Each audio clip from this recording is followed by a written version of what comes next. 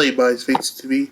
I'll be checking out 10 wrestlers who won championships at age 50 from Cultaholic Wrestling. Okay, let's go.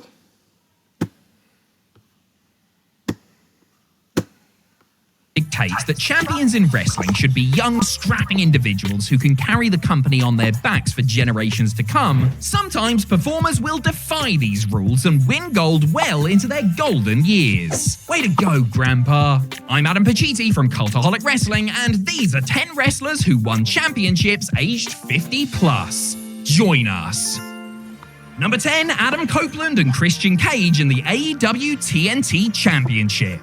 At AEW World's End in December 2023, Adam Copeland, the man formerly known as Sexton Hardcastle, and Edge, defeated his friend-turned-rival Christian Cage to win the TNT Championship, his first title in the promotion. How did he celebrate? By losing the belt back to Christian immediately after he cashed in the title shot Killswitch had earned on the pre-show. Oh well, it's fun while it lasted. Still, at least Copeland actually got to hold the belt and break a record in the process. At the age of 50 years and 2 months, Copeland became the oldest person to win the belt and the oldest person to capture a singles championship of any type in AEW. And then Christian had to go and ruin it. Cage, who was born exactly 1 month after Copeland, can also say that he won the TNT title in his 50s too, of course. God, it's all so petty between these two, isn't it? Oh look, Edge has done it again. Grow up, you two. Number 9.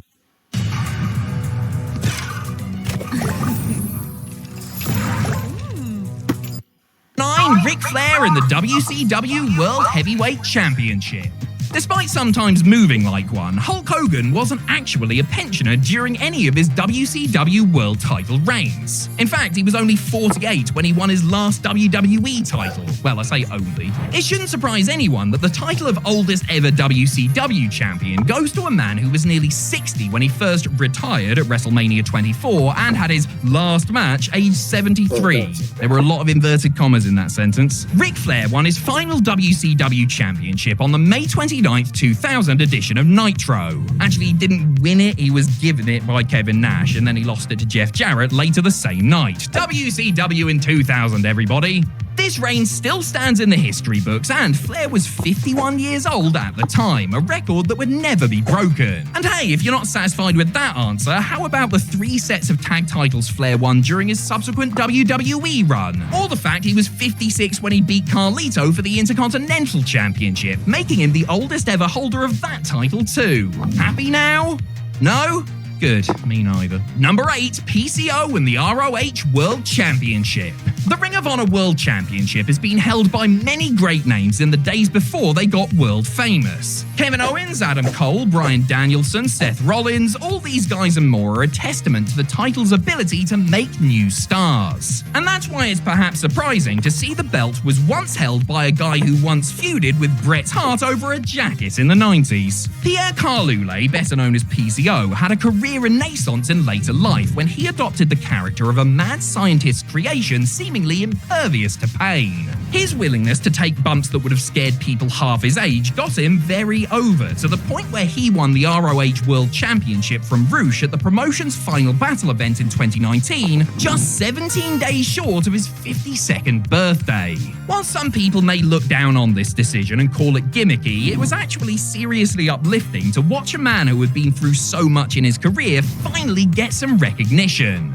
And I'm not just saying that because I'm terrified of him. Number 7, Terry Funk at the ECW World Heavyweight Championship.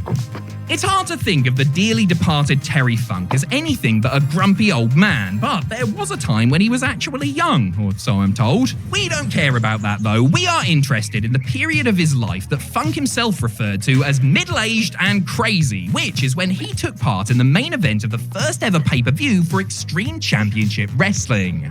The Funker actually wrestled twice on this night, first winning a 3-way dance against the Sandman and Stevie Richard to earn a shot against ECW champion Raven, who he defeated to claim the gold. At the age of nearly 53, Funk had shown everyone that this hardcore malarkey wasn't just for the young whippersnappers. He held the belt for a respectable 118 days before dropping it to Sabu, but his title wins didn't stop there. He won the WWF World Tag Team Championships the following year at WrestleMania 14 and would hold the WCW United States and Hardcore Championships in the year 2000. Oh, and he also won the Juggalo Championship Wrestling Heavyweight title in 2005, age 61. Can't forget about that now, can we? Number 6, Goldberg and the WWE Universal Championship. The first two winners of WWE's Universal Championship were Finn Balor and Kevin Owens, two men who had worked their way up the indie scene, then NXT, before finally proving their worth on the main roster. The third person to win that belt was Goldberg. After leaving WWE in disgrace following the minor natural disaster that was his WrestleMania 20 match, Goldberg returned to the promotion in 2016, squashing Brock Lesnar at Survivor Series in a very memorable moment. Unfortunately, WWE took this as a sign that people wanted to see Goldberg as their world champion, which they really didn't. Still, he was booked to hastily beat Owens for the belt at Fastlane 2017, 3 months after his 50th birthday. Ah well, at least this never happened again. Oh wait, it totally did. 3 years later, Big Bill bulldozed Bray Wyatt's Fiend character to win his second Universal title, extending his own record as its oldest holder. In both cases, Goldberg would drop the belt only a handful of weeks later at WrestleMania, and both of the men he beat for the gold would never quite reach true main event status ever again. Number 5, Chavo Classic and the WWE Cruiserweight Championship. In 2004, whilst in the middle of a feud with his cousin Eddie, Chavo Guerrero Jr. decided to bring more family into the fold when he started running with his father, Chavo Guerrero Sr., aka Chavo Classic. The eldest son of Gory Guerrero, Chavo I was a successful wrestler in his own right, competing across the US and Mexico in the 1970s and 80s. He was only in WWE to help out his son to begin with, but he soon rediscovered his lust for gold. Classic wrestled a number of matches, often alongside his son, including a 2-on-1 handicap victory over John Cena, and found himself in a triple threat alongside Spike Dudley for his boys' Cruiserweight Championship. The 55-year-old accidentally won the match and the title, becoming the oldest champion in its almost decade-long history. It might not have done his son any good, but Chavo Sr. winning the Cruiserweight belt was an inspired idea. He would hold it for about a month before dropping it to Rey Mysterio. Number 4, Scott Steiner and the TNA World Tag Team Championship. Oh my God, here we go.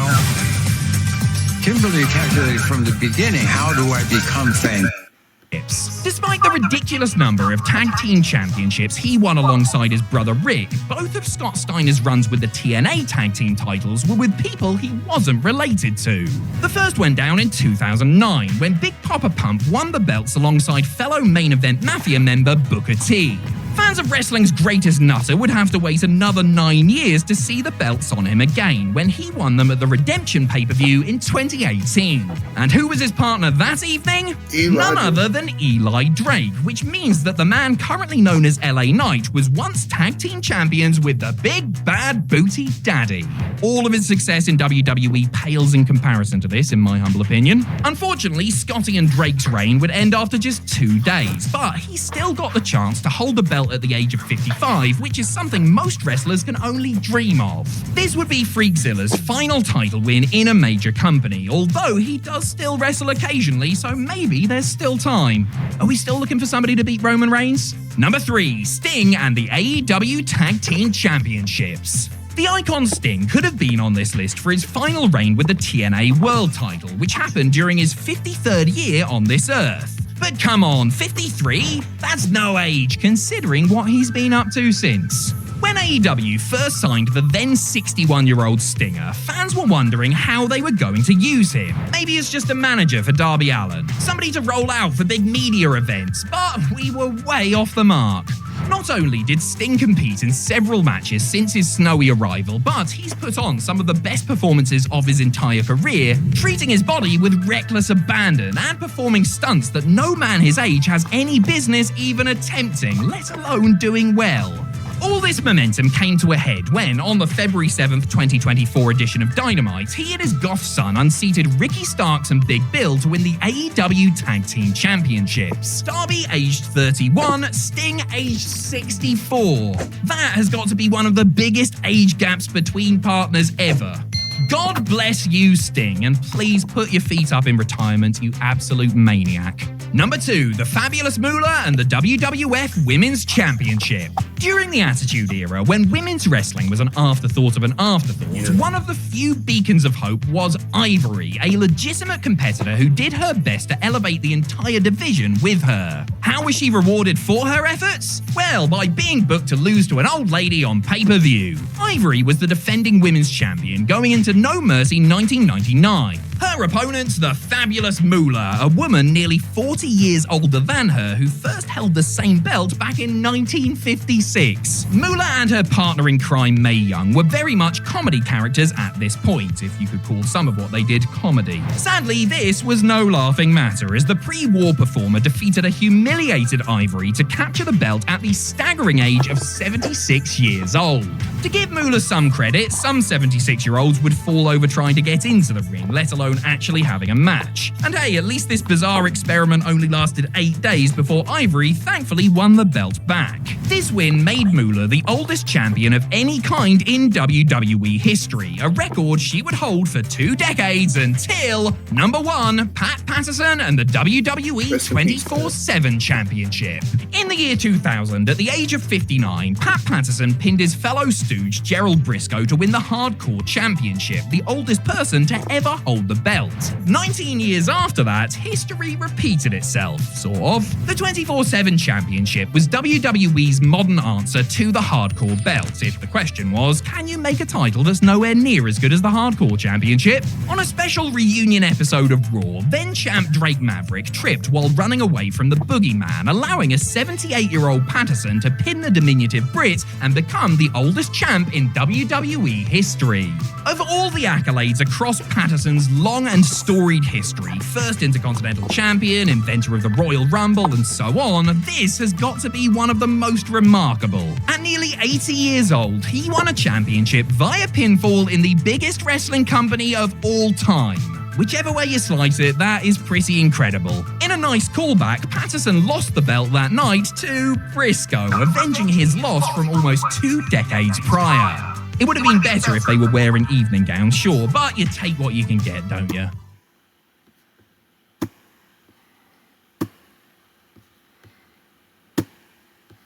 Yeah, good video by Coco Hall Wrestling. Don't forget to like, comment, subscribe. See you on the next video. Peace.